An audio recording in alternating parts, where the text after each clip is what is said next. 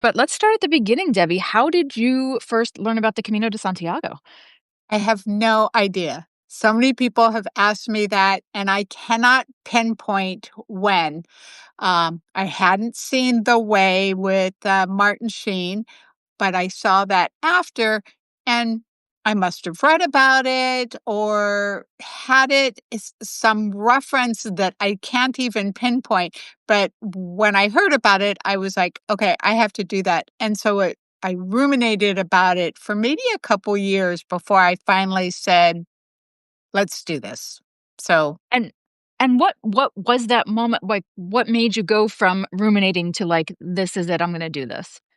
Well, my 65th birthday was this year, and I said, I did ran marathons, and I started when I was 50. So that was my 50-year benchmark, and I decided that the Camino, I'll do it when I'm 65. Okay. However, I had a friend that was going to do it with me, and she said, let's not wait, let's do it next year. So I was 64 at the time. And I just said, I want to do this. It sounds amazing. I was going to do the Appalachian Trail, but I had heard too many kind of stories about women walking alone and not Mhm. feeling safe. So I said, I'll do the Camino instead. Yeah, and so it's interesting because there are a lot of women who walk the Camino on their own. Now, you said you were gonna do it with a friend, but then you were talking about walking on your own. So what kinda happened in the interim there? So when I kind of told everybody that this is what I was going to do, when I was going to do it, I had 9 people that said they were going to come with me. My 9 goodness. people. I had my niece, I had longtime friends, I had casual friends, friends from yoga, and literally they dropped off one at a time. So I hiked with um, 3 friends, me, myself, and I. So I ended up going by myself. And kudos to you for doing that because I have, there's a lot of people that I meet in my travels on the Camino, in my work with people doing the Camino who are like, I'd love to do it, but I need to find someone to go with. And my answer is usually, why won't you go by yourself? And people have different reasons for not wanting to do that. But one of the things that I like about the Camino is how accessible it is in so many ways. So since there are certainly people that are concerned about the safety, especially women who want to go by themselves or through circumstances might end up going by themselves. Can you talk a little bit about the safety along the Camino? What did you feel with regards to that? Um, I would say that I felt extraordinarily safe. There were a lot of people that throughout the day, like when you and I came into contact and other people, you would see people throughout the day and they would say, how are you? How are you doing? Um, I walk with a limp from a spinal cord injury, and I actually had people come up say, "Are you okay? Do you need to go to the hospital? How are you?" I had one Spanish man talking to me in Spanish, and he kept saying, "Are you okay? I have medicine. I have bandages and things." And I said, "No, I'm okay." And then he said to me that I'm más fuerte. I'm very strong. And I was just like, yes, I am. And there were a couple people I think you met, Shay and Mark, 2 men. Mhm. They were very they're tall and lean, and they would come up and ask women who were worried about walking by themselves. They would say, "Do you want company?" And people would join up. Um, I think there was only one time where I was like, okay, kind of have my radar out. I was going under a bridge, and there were 2 men coming up fast behind me. And I just walked over towards the highway, let them pass under the bridge, and then I proceeded. And that was the only time that I felt it wasn't even panic. It was just like, be cautious, Debbie, and let them go Mhm. by. So Mhm. Yeah. Yeah. completely safe. And this was your first Camino de Santiago, correct? Correct. It was my Yes. first. Yes. And having done, over a dozen now myself, at least half of which I've done on my own, I'm right there with you with that sentiment. Like there are people just looking out for you, and and definitely too, I would have discussions with people, and I would decide, if I wanted to walk with someone at a certain point, I would ask or say, hey, I've heard tomorrow, is kind of a tough, would you mind meeting in the morning? Da da da. So especially along these most popular routes, it is you can find people to walk with if you want to, depending on, the circumstances. But there's lots of wonderful things about walking on your own as well. So I'm I just gonna actually Mhm. I actually had a friend, I'm pretty active with yoga, and one guy had done a yoga teacher training in India, and I was telling him about it and that how my friends were dropping off, and he said, "Oh, no, you have to do this alone. You're not gonna get the same benefit if you had walked with friends." And Yeah. I agree with him pretty Mhm. strongly. Yeah. Yeah. And tell us more about that, because it's one of the things, like I do lead small groups on the Camino. So the fact that I am a big proponent of go on your own if you can is kind of ironic, but the way that I lead groups is I walk with people for the first 3 days, and then they go out on their own to finish the walk. So I'm in that place of giving people, specifically people 45 and over, the skills and confidence they need to kind of feel like, okay, yeah, I can do this. And not everyone needs that right off. But that being said, let's chat a little bit. What are some of those, benefits, and sometimes it might be hard to name, of doing this actually on your own? Um, I would say a lot of self-reflection, a lot of soul searching, a lot of defining yourself. So, for example, when you talk about those first 3 days, I arrived in St. John Pied de Port, and I was at a albergue, and there was this woman who was really enthusiastic, just like bubbly, high spirited, just rah rah, kind of cheerleader type. And literally, that was the night before. We had all gone to the pilgrim's office and all had a wonderful dinner and everything. The next morning, she literally melted down. I mean, like, she couldn't figure out her backpack. Was it gonna rain? Was it not gonna rain? How was she gonna get this on? What was she wearing? When was she leaving? She literally just melted down. And so having someone like you guiding her, so I called my husband. I said, "I don't know what to do. She's kind of clinging to me." And he said, "She's not your friend. You're doing this on your own. You need to let her go. Let her do her own thing. Let her fail. Let her, survive. Mhm. Let her be successful. You need to do this on your own." And that was some great advice. I didn't stay with her. She eventually caught up, and there were several of us that helped her, but we all let her, I would guess, fail a little bit. Like, okay, you're going to get wet because you didn't have your Yeah. backpack, you didn't have your raincoat close to you. So now you're going to learn. And she realized she brought too much stuff. And I think that learning about yourself on these walks is really important. Having someone to lean on is good, but I think the Camino, as they say, the Camino provides. So you always have someone who's going to help you. You do. And kudos to you for, for kind of clearly calling your husband, because you kind of felt a little off about that. I think too, as women especially, and nothing against the men who are watching, but we feel like, oh, we need to take care of people, each other, whatever. And I've definitely run into circumstances on the Camino where I feel like, is this, what I should be doing? And there's a fine balance between helping somebody out and somebody kind of basically latching on to you. Right. And there's that phrase, everyone does their own Camino. And for various people, there are so many different lessons to learn on the Camino.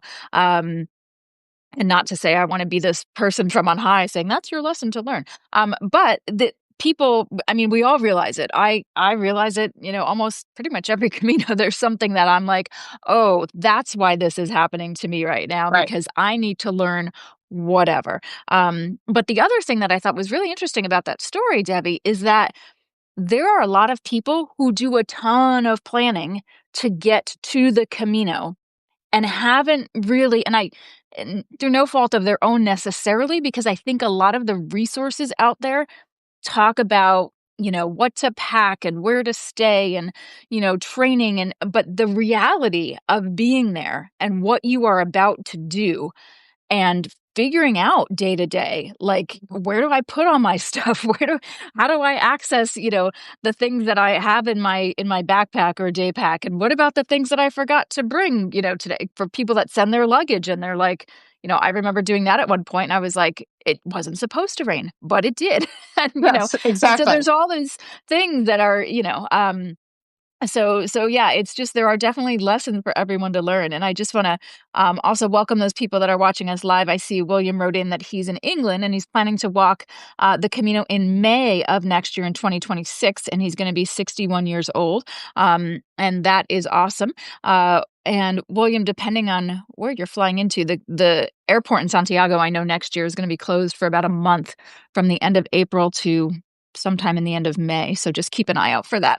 Um, so if anyone else that's joined has questions for us, I'm talking here with Debbie Bartolomucci, we met on the Camino Francés last year. She walked from Saint-Jean-Pied-de-Port in France all the way to Santiago de Compostela. Before you set out, Debbie, what were some of the concerns you had about doing the Camino? I would say the most difficult part, truly Mhm. the most difficult, anxious producing part of the Camino was the packing. Ah, And okay. because everyone said I weigh 132 pounds, and everyone said you have to have 10% of your weight, no more. You're going to be ridden with excess weight. And I could not get my backpack under 16 pounds. Turns out I had a metal frame back. So that backpack was actually 5 pounds right there. So that added to it. But I'm glad I had the metal backpack because it provided that support. So a lot of Mhm. my friends that were walking, they had nerve pain, things like that from a less sturdy backpack. But literally, I must have packed and unpacked probably 10 times, put lists out, went out on the Facebook groups. I couldn't sleep at night. I carried 16 pounds plus water and some food. And I had no back issues, no blisters, no torn muscles. And if I were to do it all over again, I would say, don't listen to the hard and fast. I asked my niece who backpacks across Peru and Patagonia and across Thailand and all of that. And she said, I carry 60 pounds. Yeah. You're gonna be fine. So that was the hardest part. Yeah, and Yeah. and it's interesting too, Debbie, because there is this, I don't know what to call it, but there's people that carry their backpacks, carry everything with them on their backs, and then there are people that send their luggage ahead. And some of the folks that say, "Oh, I'm just gonna send my luggage," I can bring whatever. And to that, I say, but you probably shouldn't, because even if you are sending your luggage ahead, you have to remember that every single night you are unpacking and every single morning you are packing again.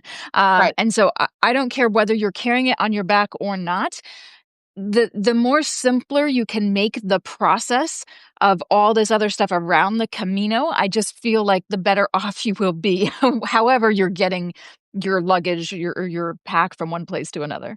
And it makes it this part of the Camino is being present and being simplistic in your thoughts and your actions and how you move through the day. And the more stuff you have, the more you're, kind of consumed with your thoughts of it. I mean, I brought two shirts, two shorts, one pair of pants, and that was it. And it lasted me the entire way. They still held up.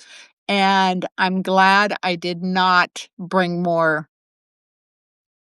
I can't even think of what I would bring after the walk, what I would bring that I didn't bring this time. Mhm. So, And just for what you brought, are there things that you wouldn't bring next time that you did have with you?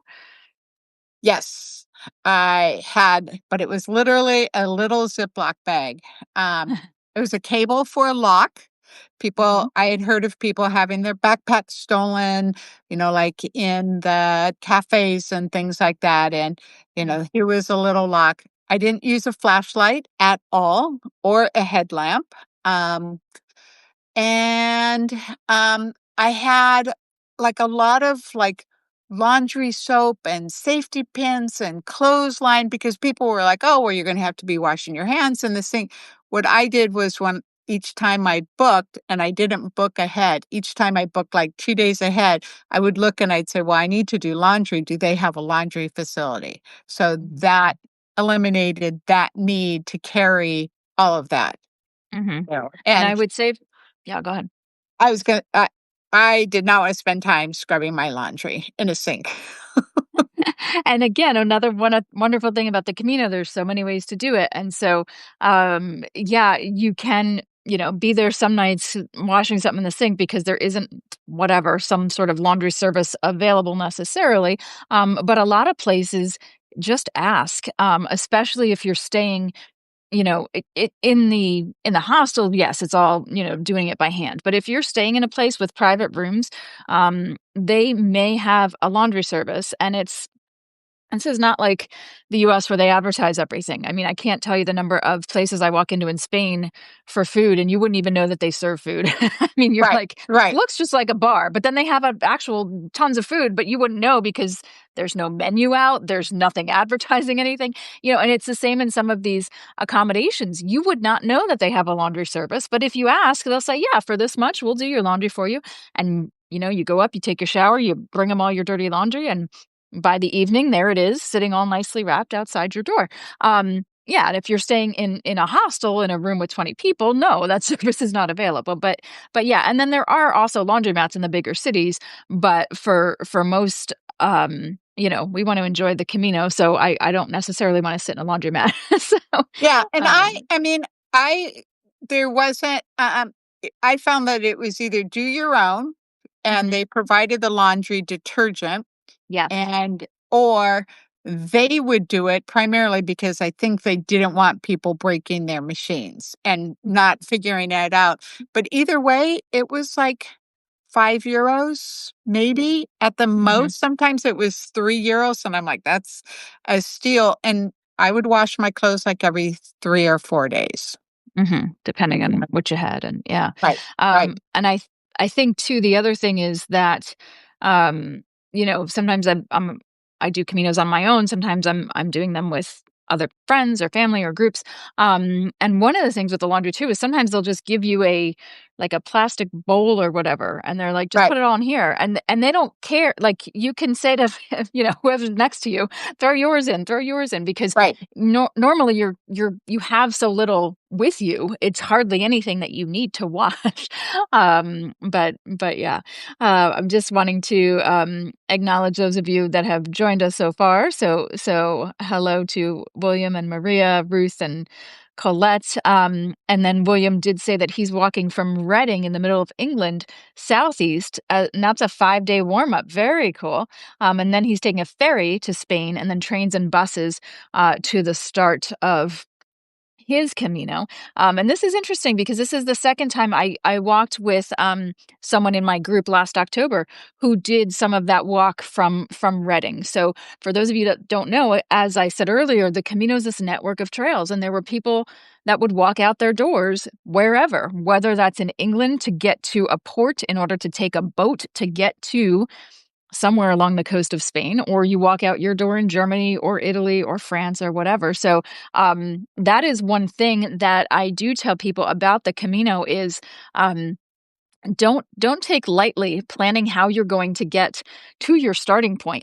um, can you tell us a little bit about what it takes to get to Saint-Jean-Pied-de-Port, which is where a lot of people start their 500-mile walk if they're doing the Camino Francés on that section? Um, well, interesting people are like, "Did you walk the whole thing?" And like Yeah. you said, what is the whole thing? Hmm. And I heard the quote that the Camino begins when you walk out your front door. And so, but in the context of the Frances, I started from John P. DePort. I live in Savannah, Georgia, in the U.S. I flew from Savannah, seems backwards, but I flew to Dallas, and then, I flew to Paris, and that's where I met 2 women that I had met online, uh, coming from Vancouver and from California, and we took the plane, Air France from Paris to Biarritz, and from Biarritz, the 3 of us, did the shuttle, the Burkat Express. Express Borico, yep. Yeah, and that took us directly to downtown Saint John Pied de Port, Mhm. and that's how I got there. It's interesting that William's doing, he's doing the exact same thing that I'm doing next September, so I'll be curious to see how it is, because that one involves definitely planes, trains, and buses, so, um Tell us a little bit about that. The Camino clearly called you back, so tell us what you're Yes, doing. yes. So, for some reason, I'm intrigued by the connection between England and Spain. So, I'll be flying next September to London, taking the train to Reading, which is the beginning of the St. James Way. It goes all the way down to Southampton, but I'll be walking over to um, Portsmouth, I believe, where I can catch a ferry. It's a 36-hour ferry. So, I'm a little apprehensive about because I've heard it can be pretty rough on those seas, to Mhm. Bilbao, where I'll spend a couple days in Bilbao just, seeing how Recuperating. amazing that's it. Yes. And then taking the bus to Ferrol and then continuing to Santiago and then to Lucia. So, Okay, okay, so you're taking a bus from Bilbao to Ferrol, and then you're gonna walk the Camino Inglés. yes, yes. Okay, wonderful, wonderful. And Maria says, congratulations on your accomplishment. Maria was my guest, was it only last week or the week before? Oh, okay. On Camino Conversations. So glad to see her here as well. So interestingly, on this route, you walked from Saint Jean Pied de Port in France over the border to Spain to Santiago de Compostela in 38 days. Some people go faster, some people go slower, but you said you'd actually stretch it out even more next time. What made you feel that way? I was originally gonna do 40 days, which I was thinking of, like Jesus's walk through the desert 40 days, and Mhm. that kinda had some significance, but my husband, he said, "I miss you. Can you come earlier?" So I Aw. cut my 40 days actually to 38. I would probably stretch it. I didn't take a single rest day. Mhm, Some days were only 5 miles, 8 miles. On average, I did 12.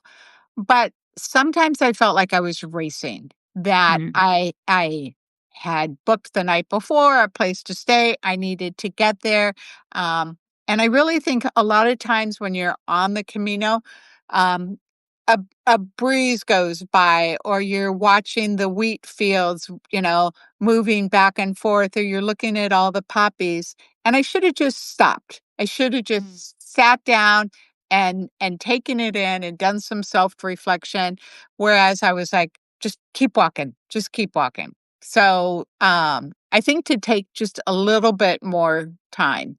I mhm. had one friend that, she only did about 9 miles a day, but they got there and they explored the town, they, had, would go to the museums, or they'd go to the farmer's market, and that part I missed. So, Mhm, I would take mhm. a little bit longer. Yeah, yeah. And depending, I mean, again, everyone does it their own way. But there are people that get into town and or they'll say to me, like, I wouldn't know what to do with myself if I got into town at like 2 in the afternoon. And I'm like, well, let me tell you what I do with myself when I get because my whole goal is to get into wherever I'm staying for the night no later than 3:30, but ideally by 1:30 because I want to eat lunch.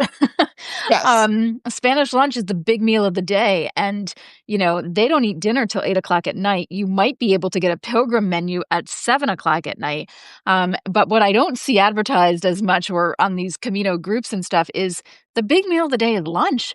So right, sit down and have a great lunch at 1:30, 2:30. By the time you're done, usually in the evening, I didn't need to eat very much because I had this huge meal at lunchtime. And then I had time for a nap and to do my laundry and look around and, chat with people over a glass of wine, whatever. So tell us a little bit about food along the Camino. How did you handle that? um I was very conscientious about not carb loading, where everyone says, "Oh, well, you're walking all these distances," because I just did not want to gain weight. I ended up losing about 8 pounds on the Oh my Camino. goodness. That was intentional on my part. I did not want to overeat. Um, Typically in the morning, there's no I didn't find that there was coffee in the albergues. A couple of them did have it, but I would typically walk maybe an hour to the next village. I'd have a cup of coffee, a glass of orange juice, and a hard-boiled egg or a tortilla, which is for those listening, it is basically an egg and potato, and the debate is whether or not there's onions or other things in it. Um, but it's just a very kind of luscious, fluffy kind of omelet. I would have that, and then I would walk, and typically I wanted to have the soups. So I would have the vegetable soup with some bread. Sometimes I would have a beer or a glass of wine.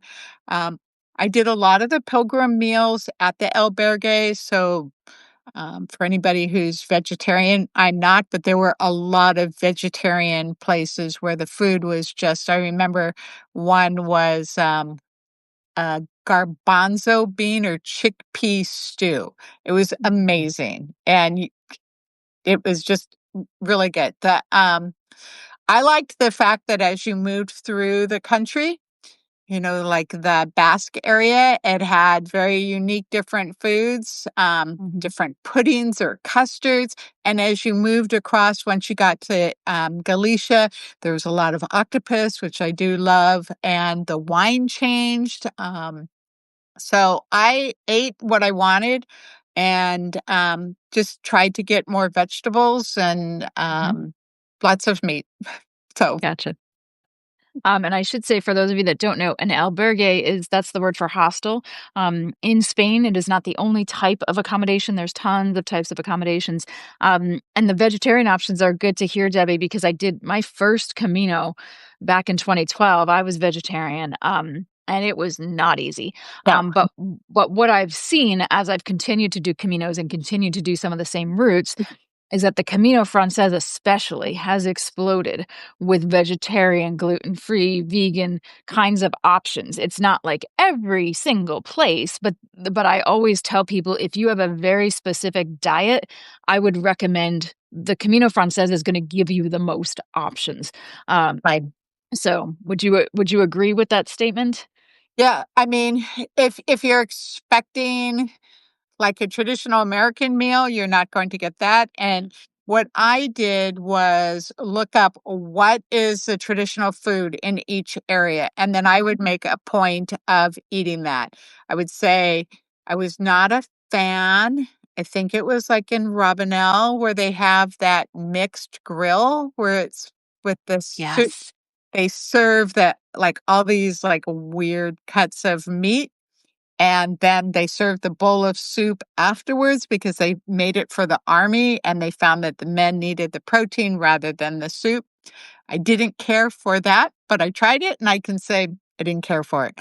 Um, I mean, I thought the food was delicious. I mean, I enjoyed it the whole way. And the bread is, of course, phenomenal. The one thing I stayed away from that most of the women that I walked with did not are the chocolate croissants. You can find hard-boiled eggs, tortillas, coffee, and chocolate croissants at pretty much every place. Yeah, and I will say I'm, having lived in Spain for 4.5 years, like, croissants in Spain are definitely not the croissants from France. No, But they're not terrible, but they're just, I think if you're going with that intention, you may or may not get that experience. But yeah, it's something that is more recent, I feel like, too, because back in the beginning, I don't remember seeing croissants much at all. Um but now you see them all over the place. And the other thing I wanted to you pointed out the bread. I know there are plenty of people, Americans especially, who are gluten-free. However, there are plenty of people that travel to Spain, to Italy, to France, and find that they can eat the bread, they can eat the pasta. And so what I've read is it's not gluten per se in the US, it's all the other stuff that we throw Right. into our products. Bread in Spain is, three ingredients. It's, whatever, flour, water, and salt, and yeast if you're not doing a starter or whatever, but it's not, whereas in the US, if you go and pick up a loaf of bread in a supermarket aisle, it can have 30 ingredients on it. And that's just not how they really do it over there. So yeah. Well, and I'm gluten sensitive and pretty much don't eat, but the bread, I did try the bread there. And what's been amazing is since I've come back from Spain, I am not nearly as sensitive. It's almost like the gluten or whatever is in the Spanish bread pushed out my intolerance. So I'm still a little bit sensitive, but not nearly what I was. And I had no issues with the bread in Spain. Great, Yeah. great.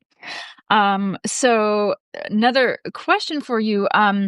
One of your takeaways that you had said about the Camino is you realized how much being in nature really matters to you. Now, the Camino goes through cities, we go through industrial areas on the edges of towns, but we do go through farmlands and forest trails. There's such a variety. And I usually tell people it's because the Camino was not built to be a scenic hiking trail. It was built thousands of years ago to get you to Santiago Right. the quickest way possible. But tell us a little bit about what you learned about your relationship with nature out there.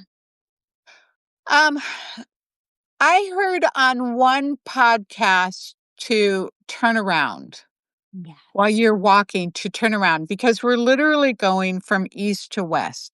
And I left just before sunrise in that kind of twilight time.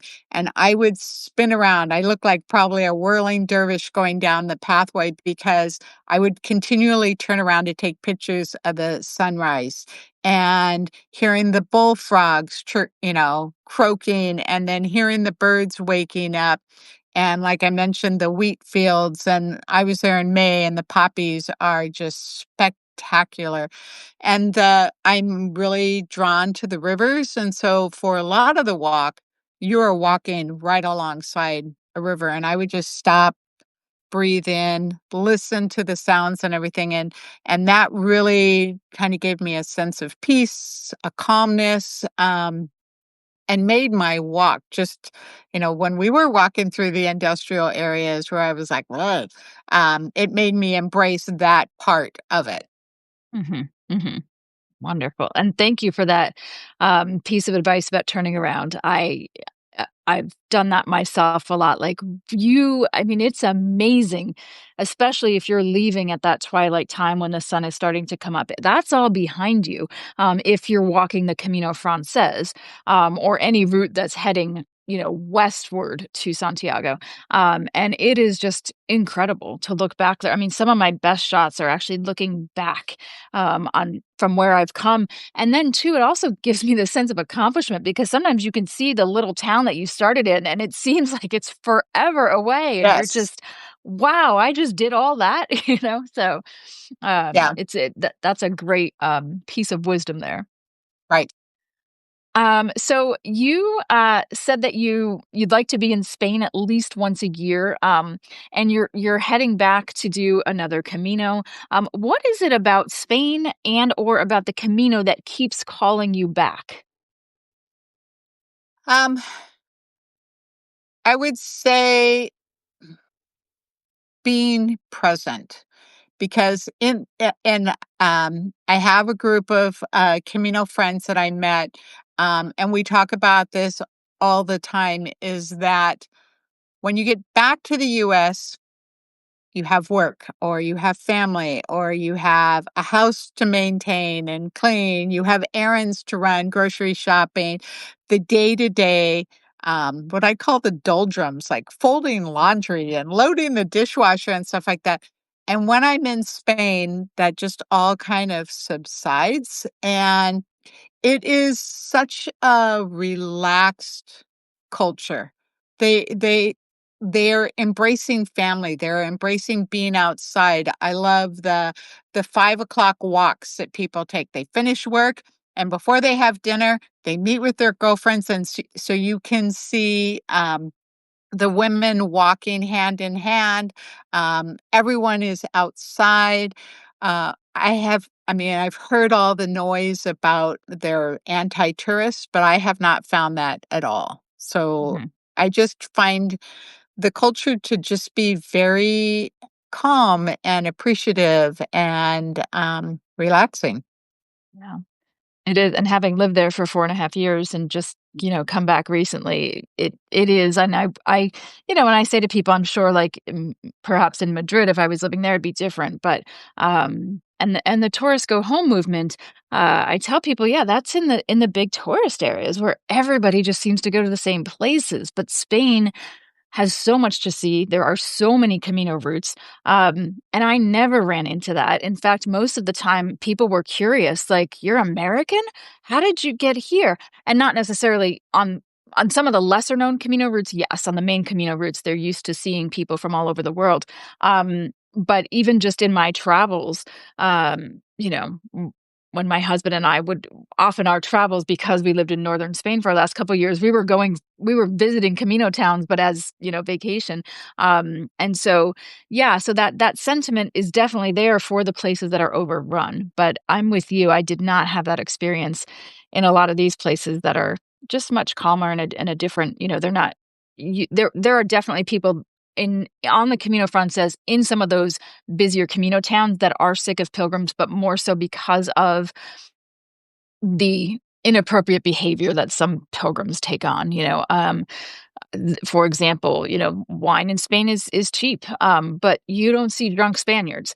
No, Drinking wine is a social thing. You nurse it. You don't. It's we don't go out to get drunk. So if I see drunk people on the Camino, I'm like, oh gosh, like it's just when I sit down to a menu del dia in some of these smaller towns. Maybe not on the Camino Frances, but as part of the lunch, they put down a bottle of wine. They don't right. expect me to finish it. It's just they put it down. I pour myself a glass. My husband gets one or whatever, or not. And then when they're done, they just put the cork back on and they bring it to the next table who just sat down or whatever. So yeah, it's not the culture there is definitely one of a bit. I don't know if slower pace is the word, but a different mentality about what's important. Right, right. Uh, And I would say, like, for Americans, let go of being American. Just embrace it. I mean, yeah. if, things such as you put your toilet paper in the trash can next to you, that's the way it's done. Don't fight it. Don't protest it. Don't belittle it or, there are a lot of dogs walking around and they're not on leashes and that's the culture is that people don't have yards and these are village dogs and to just be calm about that. And I mean, I heard one woman saying, "Oh my gosh, I can't believe it. Here we are in Spain and they're not even speaking English." I'm like, Oh my gosh. I just was like, "Okay, no, they're not. They're speaking No. No. Spanish. Please make an attempt to speak." Yes. And I did have it where I was speaking Spanish and they would look at me and say, "White girl from America, whatever's coming out of her mouth, I know I'm not gonna understand it, so I'll speak English back." And I kept saying, "But I know I'm speaking Spanish correctly to you." Um, so that I just was like, I would try my Spanish, and if they spoke English to me, I spoke English back. But I never Mhm. belittled the fact that if someone didn't speak Spanish, Yeah. no. Or didn't But didn't speak English, you mean? yeah, yeah, they didn't Yeah. speak English, Yeah. and, I mean, we're in their country, and I always Absolutely. showed a lot of gratitude for anyone trying to help me, you know? Yeah, yeah. And I tell people that this is not a country where you can expect that most of the population speaks English. There are some countries where it is more prevalent that they speak English in addition to, their native language plus three other languages. But Spain is just not one of those countries where English is as, they're learning it from a young age, but having lived there, what I've been told by numerous people who've been to school there is that they're learning the same stuff over and over. and they're not really learning to speak. They're doing the reading and the writing, which is a lot of the problem that we have here in the US with learning foreign languages is how often are we actually speaking the language? Right. And I say that to people. How many of us Americans learned French or English or Spanish in high school? How many of us can speak it? So don't expect that's going to be it's that the reverse is going to be true in another country. So yeah. Um, my last question for you, and I do encourage anyone that's on the call live, if you have any other questions, feel free to type them in here. But for anyone who's intrigued by the Camino, but they're a little bit still on the fence, what would you say to them? Do it. Just do it. I mean, it's it has brought me some incredible self-insight. Even my husband and my friends here said that I looked different, just my outlook and everything. You will meet incredible people. I mean, Rebecca and I, we met with your dad on the path, and we've stayed in touch for a year and a half, not just on this Camino, but otherwise. I have a book club with Camino people. I've visited them. And one thing I can say is that people who do the Camino are different. I would say we're all a little crazy because how many of your friends would you be like, absolutely not, stay, you know, walk 12 to 15 miles a day, walk every day for 40 days. A lot of people are like, I'm out, get up before the sun gets up. So we're all a little, and I think we're all drawn to that. Kind of that awe and that wonder that makes us intrigued by it. And so you're going to meet people that are similar in your views, in your outlooks, in your kind of your lifestyles. I know several people who've gone home, sold their houses, moved, quit their jobs. It can be a pivotal, life-changing moment, and I would never hesitate to do it again. Wonderful, wonderful. Well, Debbie, thank you so much for joining me in this conversation. And if you have other folks that you know of that might want to join me on Camino Conversations, I would love to hear them. And I welcome other folks, anybody who's listening, either live or later when I send out this recording. If you've done the Camino and like to be a guest, by all means. And yeah, so wherever your adventures take you next, Debbie, I wish you well. And perhaps after your next Camino, we can have you back. All right, sounds awesome. Thanks for All right. having me. Thank you, Debbie. Buen Okay, camino. bye.